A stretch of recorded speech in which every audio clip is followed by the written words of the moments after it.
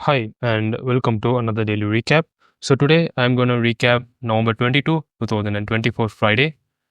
So, I'll start with the fundamentals. So, today it was highly packed with dreadful news from the start of the Frankfurt Open till the close of the New York Open. So, I think it's better that you guys avoid these kind of trading sessions. But I did attend this day and I did trade on this day just to see what happened and how the price action was building up. But there is nothing interesting today, and I didn't get any trades on both EU as well as GU on this day. So let me start with EU. So this is the daily time frame in the EU, and this is the swing structure. The swing structure is bearish. Internal is also bearish. Zooming in, the price has mitigated into the daily demand zone. So I can expect some bullish reaction. But since given uh, Monday, Tuesday, and when the week is heavily bearish, this is Thursday and this is Wednesday. Wednesday has swept the buy sell liquidity and it has started to pull down. So since assuming that the week is still bearish, so I'm not going to take any bullish trades. I'm not going to look for any buys. I'm just going to stick with the sells and I'll just look for some buy sell liquidity sweep and then chalk bearish and then take some sells. So the plan is very simple, but I must also keep in mind that the price has mitigated into the daily demand zone. So which means that the price can push up and take out this strong internal high to facilitate the internal pullback. I mean these to facilitate the swing pullback. So this is the 4-hour chart, and the 4-hour is the swing structure is bearish.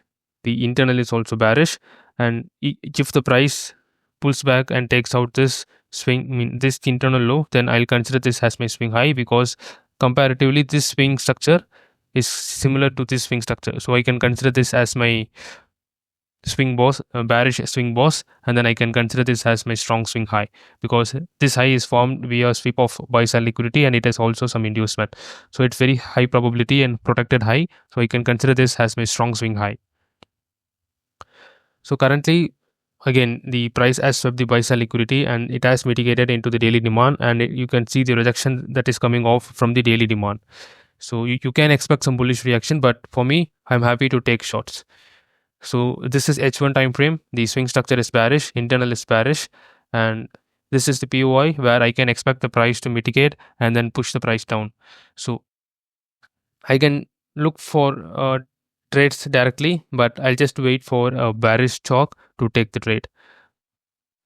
But at this point, on this day, since the fractal order flow is bearish, I just immediately started to look for the low time frame confirmations to place the trade. So here you go. This is actually phase A2 because it is outside the swing range. The first box is not ticked because the price is reacting off from the high time frame POI. But the in line with the medium time frame order flow, yes, the idea is to look for sells, and the medium time frame fractal order flow is bearish.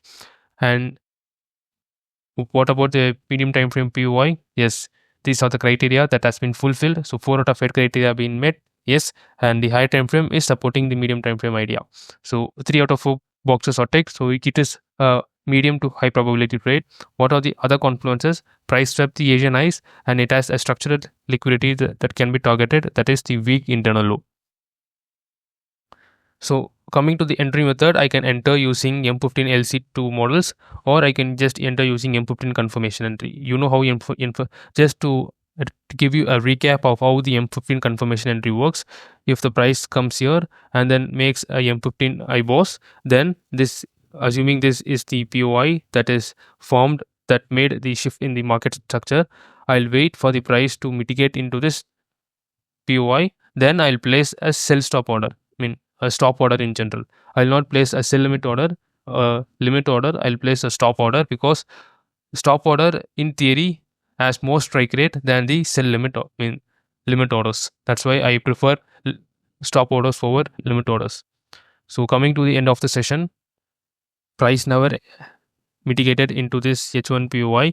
Price formed a nice LC2B, so I expected the price to take out that one, and then I could have placed the sell stop order, but unfortunately price didn't mitigate the POI.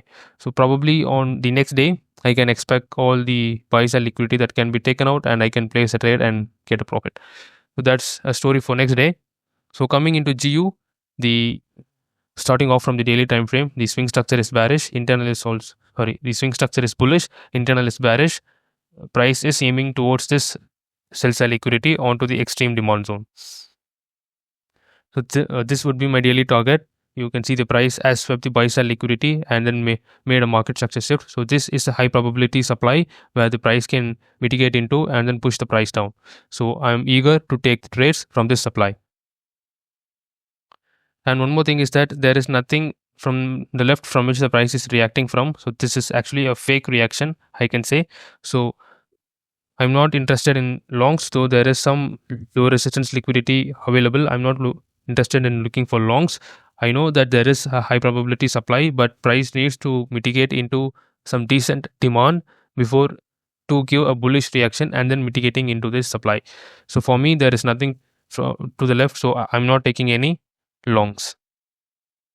So I'm okay to trade the phase D shorts. This is 4-hour chart. Maybe in 1-hour chart, I can see some POIs here from which I can look for shorts. And there is a clear drawn liquidity available. So I think there is no point in taking buys. Yeah, this is H1. The swing structure is bearish. Internal is also bearish. As I said in the 4-hour time frame, I identified a POI right here from which I can look for shorts. So following the internal order flow, this could be high probability POI where I can expect the next lower high can be formed. Thus this is the same point that I explained earlier. So the factor structure is bearish, so I can look for shorts immediately from this POI. So this is phase A2, price not reacting off from high time frame POI. So compared to EU, this is much more high probability because all the boxes are ticked. And these are the POI criteria, and 5 out of 8 criteria is being met. What are the other confluences? There is no opposing demand zones, and it has a time-based liquidity to target, which is the London low. So yeah, once the price comes here during the London lull or the New York open, there will be London low which can be targeted. And it has also a structural liquidity to target, that is weak internal low. How weak internal low and where is the weak internal low? Same thing.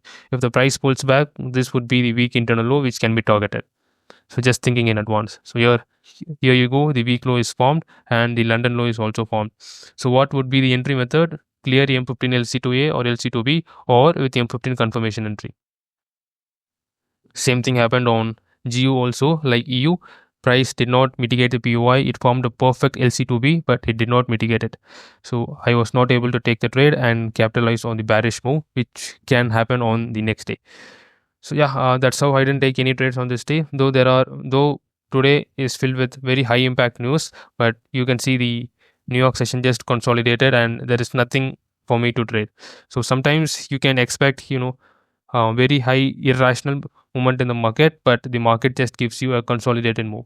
So it is what it is. So all I can do is just rinse and repeat the same thing and just show up every day on the market. So that's it from my side. See you guys on the next day. Until then, cheers guys. Bye.